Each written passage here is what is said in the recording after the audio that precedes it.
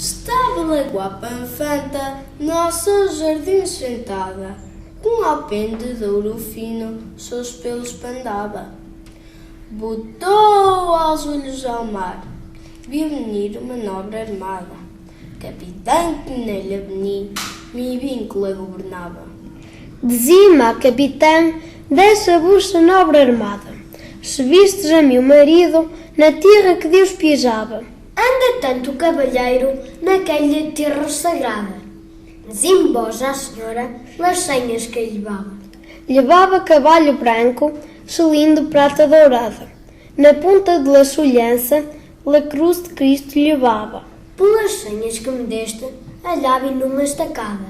Morrer morte de valiente, eu sou morto vingado. Ai, triste-me viúva, ai, triste-me coitada. 3 filhicas que tenho e nenhum aí casada. Que daredes, vós senhora, a quem vos lo trair aqui? Daria ouro e prata fina, quanta riqueza há por aqui.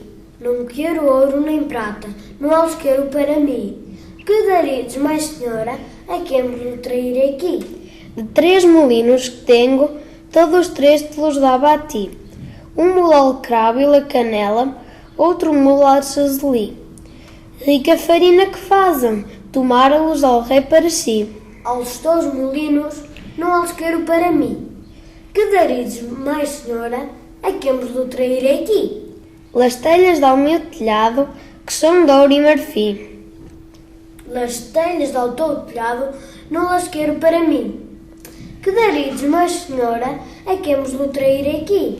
De 3 filhicas que tenho, todas 3 te las dava a ti. Uma para te calçar, outra para te vestir, e a mais formosa de todas, para contigo dormir. As tuas filhas, infanta, não são damas para mim.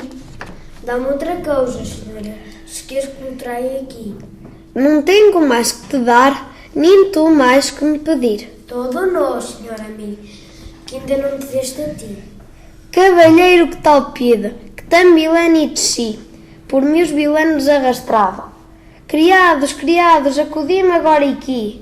Este anel cheio de pedras que eu contigo reparti, que é dei-lhe a outra metade. Pois e me veio aqui, tantos anos que te chorei, Deus te perdone, marido, que me ibas matando aqui.